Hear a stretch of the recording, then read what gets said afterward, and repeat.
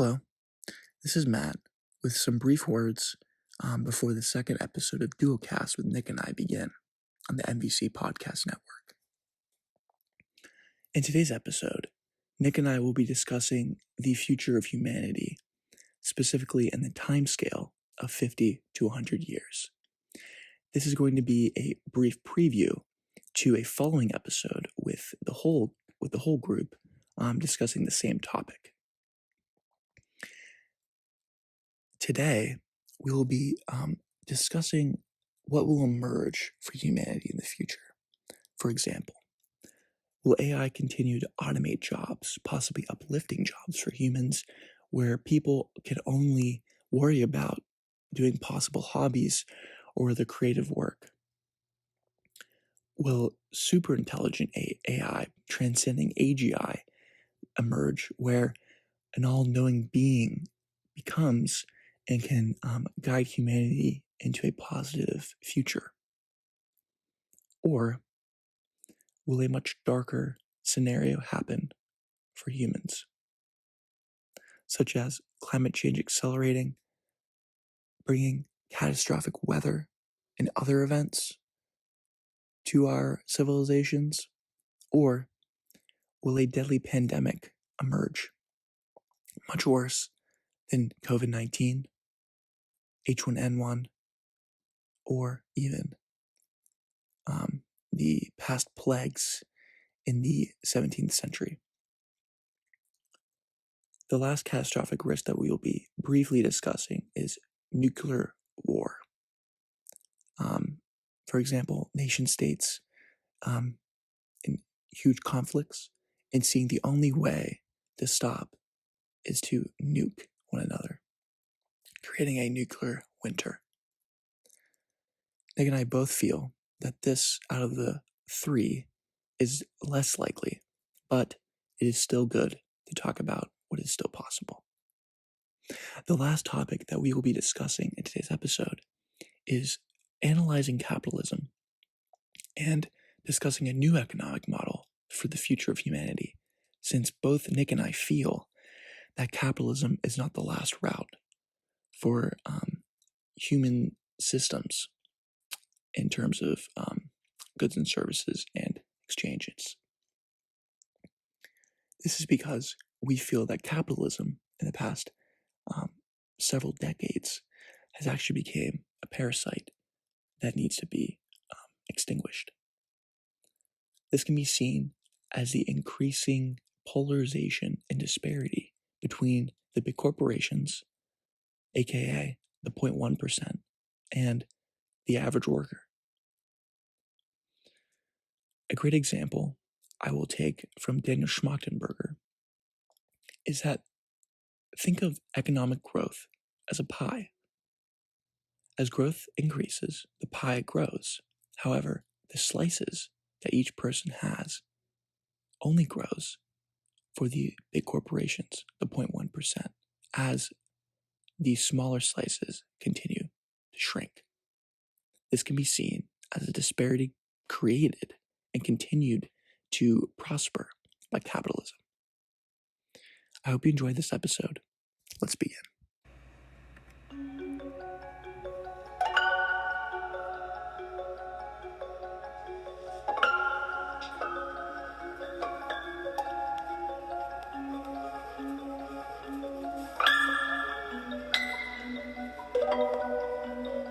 That's a great segue into what I was just about to say.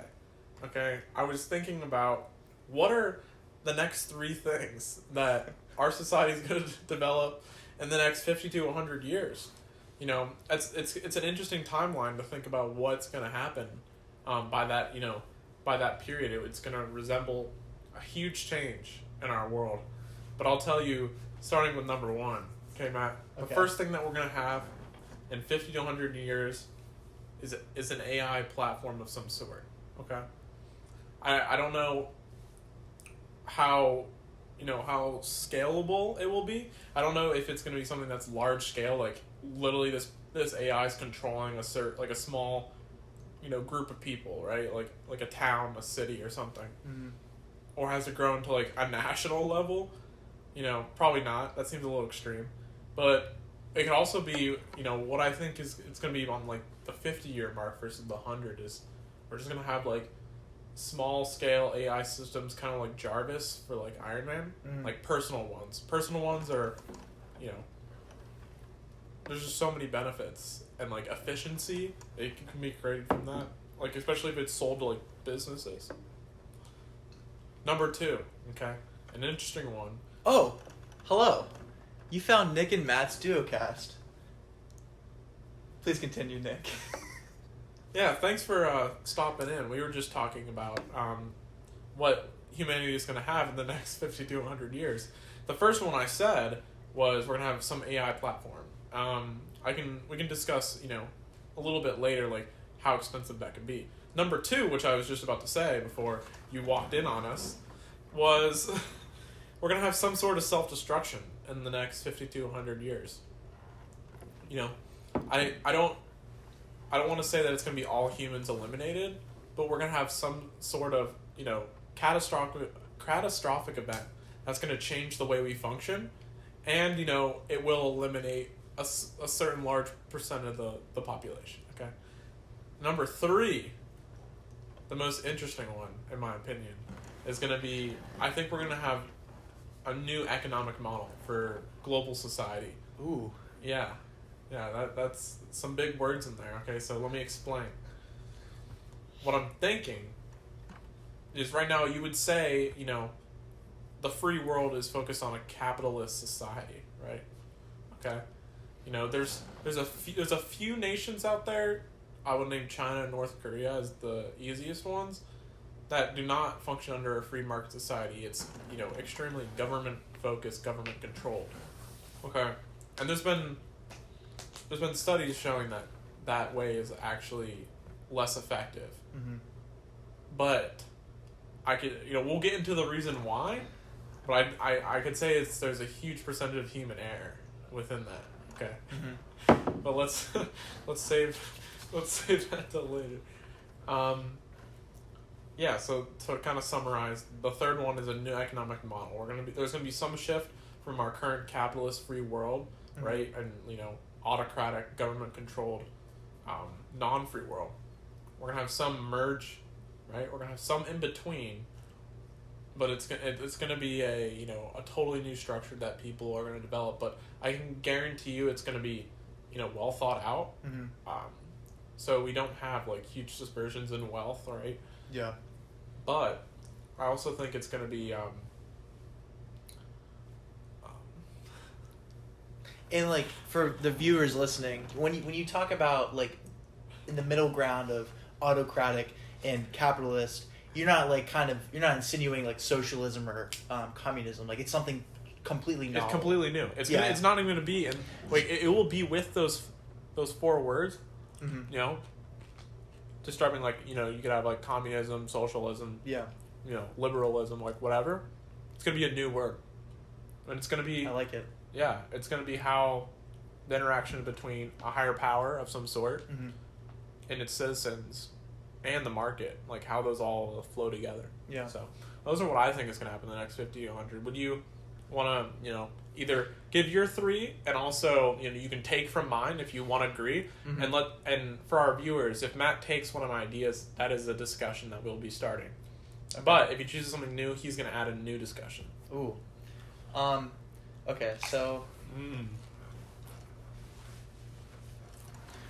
I agree with I agree with all of them, but I'm gonna add one more. Like, which one would you replace? Like, if you had to put more confidence in the one you're about to add? I wouldn't... so I wouldn't take any of them away. Okay. I just want to add one more. It's something that is unique, I would say. So, I like your 3. I'm going to add one more. Put it wherever you want. I would say that the magnitude of it is equal, but maybe not as equal as some of them. But we'll see. Okay, so...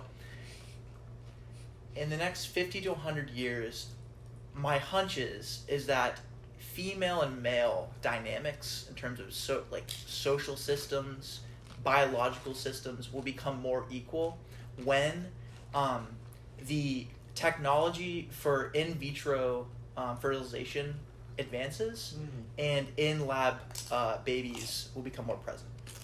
You take away the maternity leave, the mother's role of giving birth, having a child in their uterus for 9 months. If you take that away, I think that the first off social systems in terms of the job market opportunities will become more equal, more steady state, but also in terms of biological systems where if women aren't actually giving birth to children, their biological, like their chemical imbalances will change.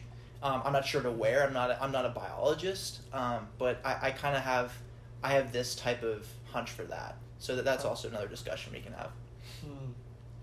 But I want to first get to AI, because that's the one I really agree with you. That's on the top shelf, because to me AI is going to pretty much bring a fork in the road for humanity. And what I mean by that is that it's either going to end humanity or it's going to transcend humanity.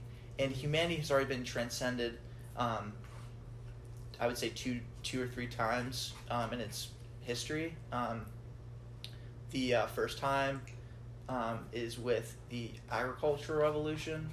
The second time is the industrial revolution. And the third time right now is the information revolution in terms of AI and also just technology with like the transistor and stuff like that. So there's three hallmarks, and AI itself is going to be the fourth. And that's pretty much going to be the last frontier for us in terms of growth, I think. Because, I mean, when you get AI systems, and I mean, this is probably going to be in the next 100 years, I'd say, so the upper bound. But when you get an AI system that's either as intelligent as humans or more intelligent, they win the game in terms of efficiency and accuracy. So once we get that, I mean, we won't need no person will need to actually have a job in terms of like working at McDonald's, even analyzing the stock market or whatever. Like it will pretty much like take over all jobs with some exceptions. I mean, more specialized jobs will need people to still be there, like a doctor or a surgeon. I mean, AI machines will be able to do it more precisely, but they still need someone there to make sure that like nothing bad's happening. I would jump in with two things. Okay, so we got a fork in the road here. Yeah. The first thing I would say is I kind of disagree with you. Okay. Interesting. Yeah, this is pretty interesting. I disagree with you on just the placement of the AI. Okay, so I would agree that some situations are going to have the AI at the top, right? You have the AI somewhat controlling a certain system, right? But, and like this coincides with, you know, the AI kind of taking certain jobs, you know, because those jobs aren't needed, right? So you can, you know, just have, like you said, some of the specialized people only in the workforce. But interesting thing is, I still see some of the jobs that you would take away in your scenario staying. But instead of having an AI power, we have an AI companion. Yeah. So almost like a symbiosis relationship. Right, exactly. Like somewhere where you have it on you, as in maybe like a watch form or something. Or it could be something like, you know, on a special device, or even like on the internet, like you open it up and you can access like this AI system. So, you know, it could be that you can kind of bounce ideas off of it, right? You can use it to still like help you and aid you in the best, most efficient life possible. Yeah. But it might not be like exactly like controlling. Like it's like a you know, a two-person effort, you know, but the other person's an AI system. The second one is, and which I would love to talk about with you. Okay. And I know we've been writing some papers on this. It's like, do you think it's efficient? Do you think it's moral? Do you think it's good to have the AI system take over all these jobs? Because there's two things that I'm thinking of here. Is one, like, you know, it becomes less like the world we live in, and more like almost like, you know, kind of crazy to say, but more simulation-esque, you know, versus you're just operating, you know, as a certain device or a certain conscious, but you don't actually do the controlling and like the choice making. But Yeah. the good thing about it, like, what if we weren't forced to be a finance major and go work for a finance institution? Like, what if you weren't forced to go work for some sort of pharma company, right? Mm-hmm. And what if you could just like do podcasts all day, right? What if you could just research and go to space, like just do amazing things that will change your life and make you like very unique, because it just removes that societal pressure to have to get a checklist, get a house, get a car, have a spouse, right? Maybe have a family. Obviously, that's up to you. Like, there's like certain checklists that it's like bars you have to cross. It's like absurd. It's like, what if you and I could just sit here every day and do something we enjoy, like talk about these kind of situations, or someone who likes hiking, they could hike their whole life, right? Yeah. See every corner of the world, right?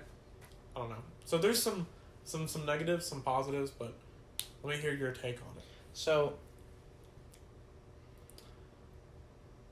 what you were describing is really similar to a paper I wrote. But so, in essence, what I agree with you on is, I think AI, and I don't know if you're alluding to this, but I think AI is going to take pressure off of humans having to decide a career path that they wouldn't decide if they had, or if they didn't have this societal pressure. So, for example, people become finance majors because they want to make a lot of money, and making a lot of money allows them to have more power, allows them to have more leeway and choice in society. Do you agree with that? Maybe somewhat. Okay. I mean, I might be over exaggerating, but I'm trying to get a point across. If they didn't have the societal pressures, so for example, if people didn't have to think about money in terms of freedom, that same person, say, if they had an interest in history, could become a historian. Mm-hmm. Not a teacher, but maybe they just research about past human history, or maybe they're archaeologists or something. So I think AI will hopefully help like switch that to where people can focus more on their actual interests. But I don't think that will happen unless a new economic model emerges, like you alluded to. Because if you have a capitalist society with an advanced AI system, you will just have exponential growth, like we're seeing right now, but even more, like higher magnitude, and people will have job disparity. So like the companies right now, like Amazon, Microsoft, these big corporations, they'll be using this advanced AI. So then they will acquire more money, more power, and the economic pie of what every person shares will continue to get larger, and these corporation slices will continue to get bigger, while the other slices of everyone else will continue to get smaller. So it's like this huge spectrum, and the lower bound is most of society, and the higher bound is these big corporations in a capitalist society when it comes to competition, because they have more power right now. To get AI, they have exponential power over everyone else, and it will be pretty much a dystopia. Mm-hmm. Yeah, so some of the things I'm saying might sound a little crazy, mm-hmm. but theoretically, if this is something we are going for, right, it's not ideal. There's probably a lot more to it than I've thought about, right, because this is just coming off the cusp right now. Yeah. I think we would need to remove a monetary system altogether.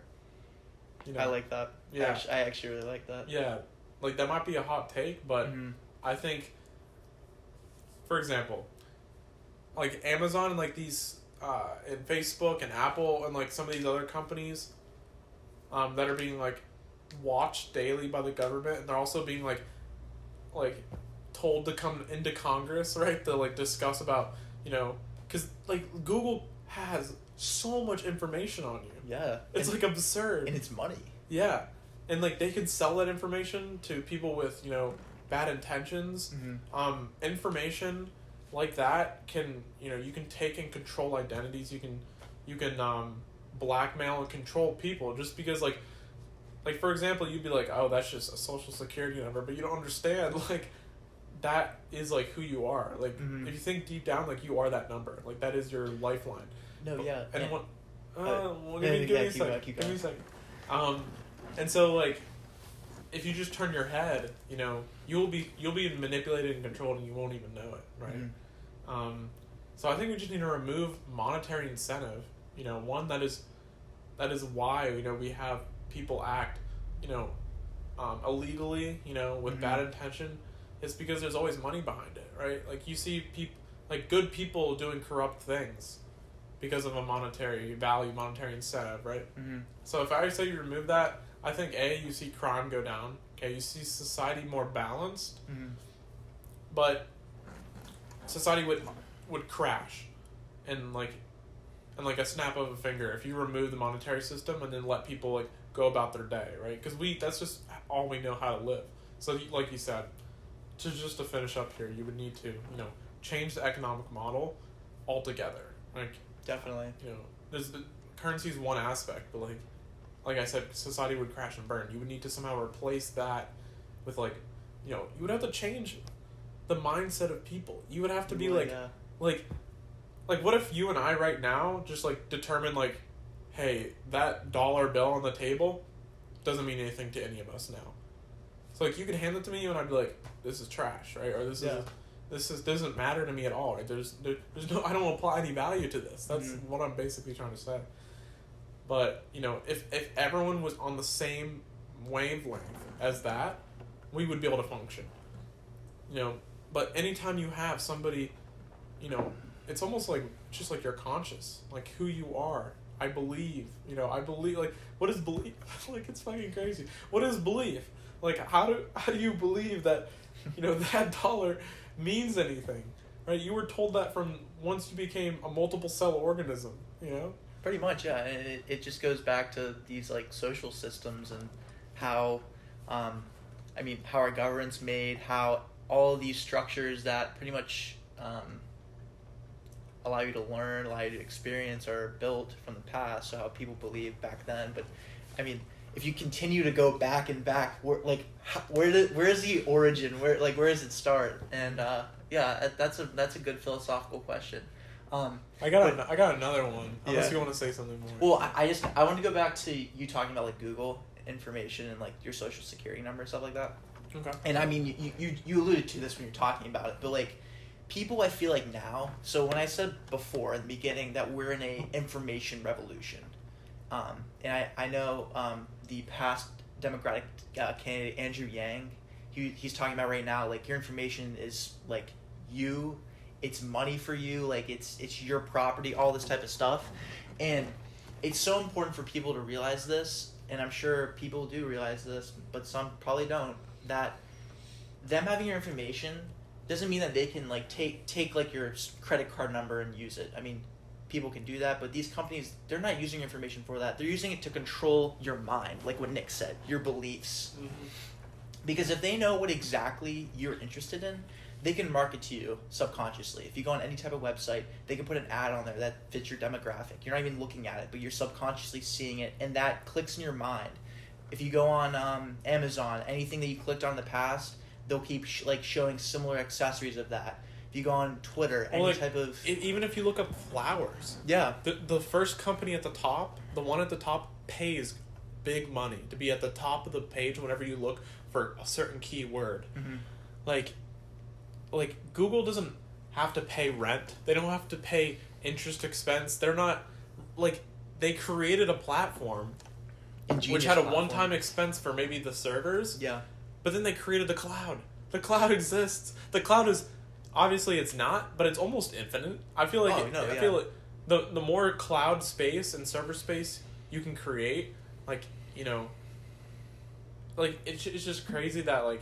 You know, even, like, company like Uber, okay? Yeah. Does Uber own any of the cars?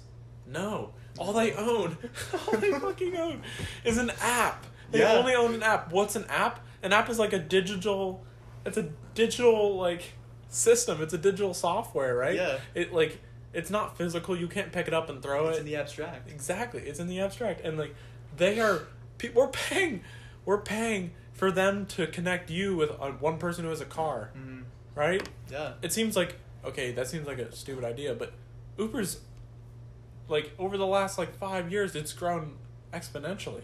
Oh, yeah. You know, I don't even have a right percent on it, but I'll put my life on it that shit has grown, like, profitable, like, or it should in the next couple of years, like. Yeah.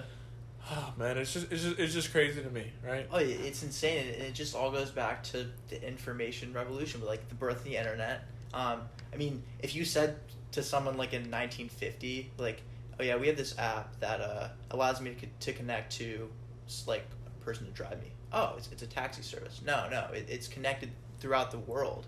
I can order an Uber to take me from my house wherever I live to, say, like 500 miles away if I really wanted to do it. Like, and they would just be like, how's that possible?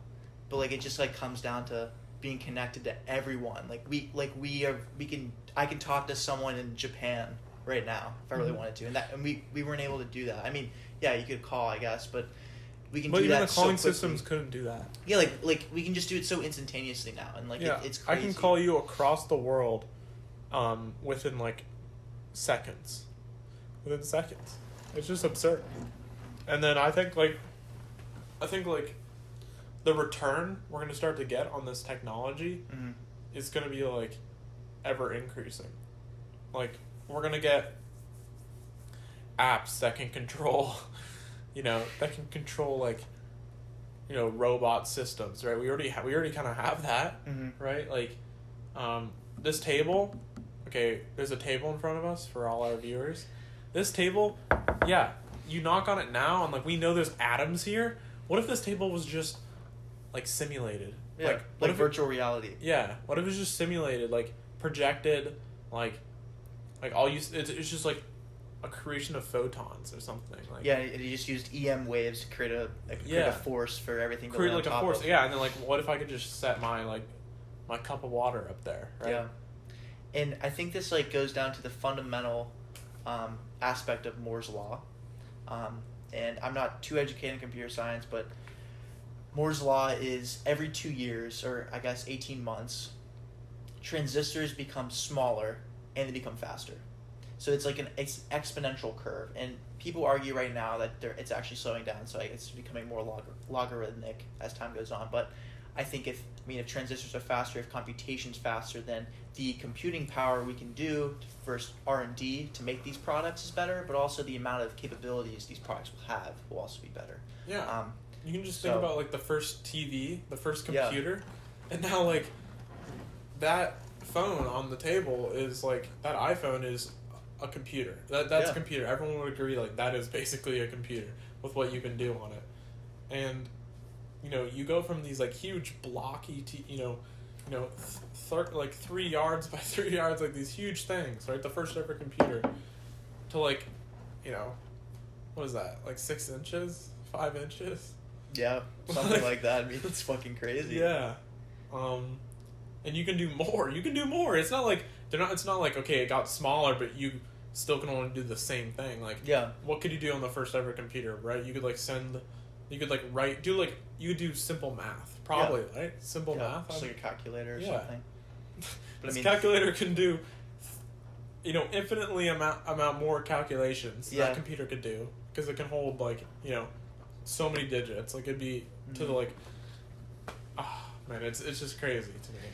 And I think what's also interesting is that back then with like the first computers, they had just hardware to where it had like one type of function, like you were saying. So it's like a calculator, or like you can, I don't know, type like a paragraph or something of words. But now we have a phone which has hardware, but also has like a lot of software. So like, for example, an app is a type of software, and it's a different type of like objective function for the phone.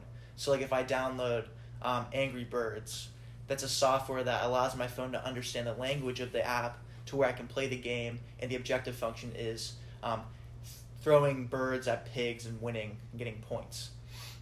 So like, whenever software becomes present, and I don't know when that was, but that creates even more capabilities, because then you can actually put like a computer in a phone, because you can give it simple hardware, but then software capabilities to where it can learn new things, like kind of what people do.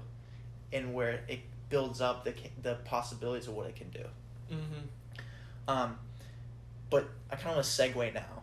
Okay. Yeah. Into. Should we maybe start talking about?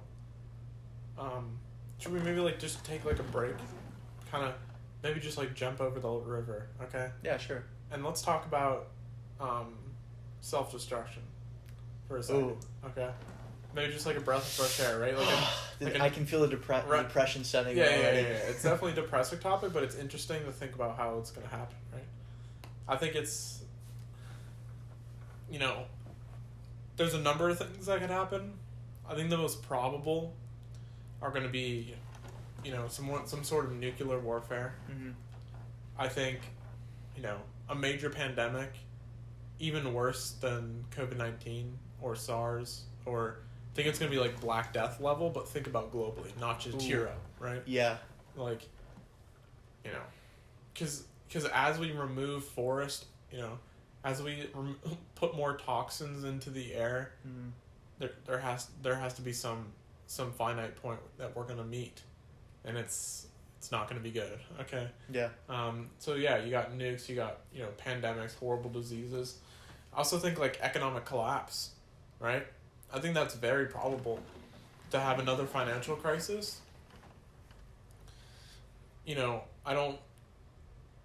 Who knows what's going to come first? If we do get, kind of bleeding into what we were just talking about, but if we do get some AI system, maybe it would be harder to have a financial crisis, right? Efficiency would be created, errors and holes in the system would be filled very instantly. So, it depends how quickly we move to destroy ourselves. Financial crisis could be one. An economic collapse. What else? You want to jump in here? Yeah, so I agree with all your what you said. And like going off what you said with the pandemic. So with climate change, you alluded to this where if we continue to pollute our planet, putting more greenhouse gases, CO2 emissions in the atmosphere, also like deforestations, where civilization continues to spread across the globe, we're putting ourselves in more contact with ecosystems, with animals. So then they transmit viruses all the time. And bats is a great example of pretty much a mosquito for mammals, because they drink blood a lot. They like to transmit diseases to different types of animals. And an example of that, or a bat, for example, is a animal that could lead to the next pandemic. So that's likely. But then there's also the question of biowarfare, as in a synthetically made virus from like a terrorist organization, or even like a major country in Asia, 3-4 billion people, Communist Party. No, I'm just kidding. But yeah, like it could be accidentally created like in a research lab, Wuhan, or it could be, like I said before, a terrorist organization. And I think that, my personal opinion is that's more likely than. Yeah, I think you can also have. Wait, you should finish. Okay, so I think that's more likely than, say, like getting a very deadly virus through like an animal, just because that our knowledge is much more greater to create a synthetic virus that can just kill humanity than like playing dice and rolling a bad hand and we get a very deadly virus. I'm not saying that's definitely going to be happening, but I can see that being more likely. Yeah, that could happen. Like at some point we're going to have overpopulation. There was rumors that, China created the virus and might have on purpose released it because they're having severe overpopulation. That might be, extremely false. I don't know. That was just a rumor that came about. Yeah. But, like, think about on a global scale. We're going to run out of room. We're going to run out of space. The population is going to continue to grow. Resources are going to be stretched. Everyone's going to be worse off, right? There's going to be less capital per person in the entire world, right? Capital being like wealth in this instance. So, having some sort of virus released, like, might be, it's like untraceable, less destruction. Like, you're not dropping nukes, right? You're not destroying that spot on the earth forever. So there could be some terrorist organization or some ill-minded government agency, right? But I also think there could be huge human error. Like, we could be trying to cure cancer, something that we've been fighting for so long, right?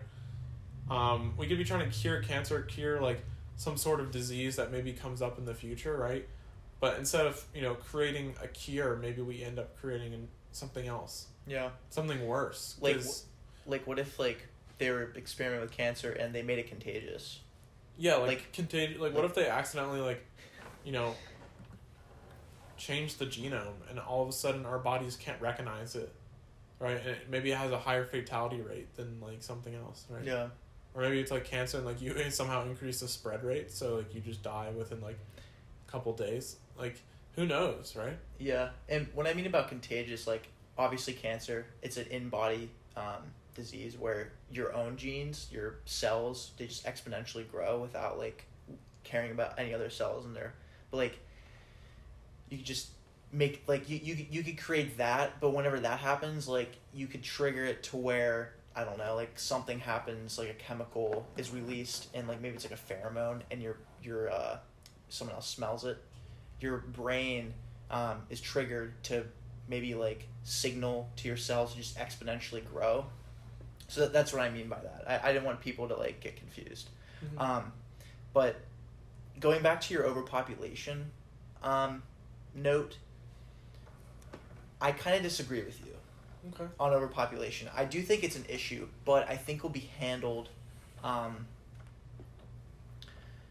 in two ways. So one way is the positive way, and the second way is a negative way. So a kind of fork in the road. So let me start with the negative, go to the positive. So right now,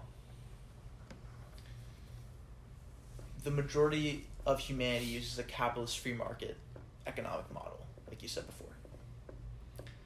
And what's good about that is that it incentivizes people to compete against one another to gain more performance, more money, and more freedom in that society.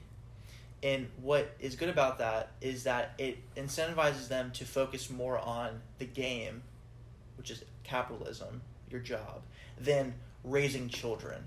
And I mean, there's more factors to that. Mortality rate has gone down.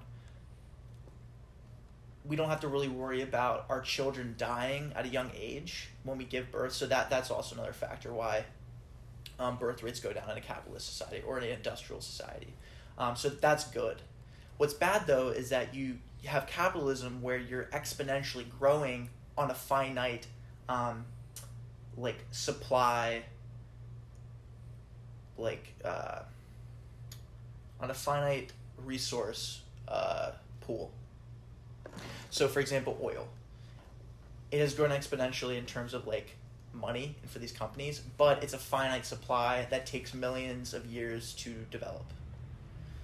So with that yields what you talked about with climate change, emissions, deforestation, all this bad stuff.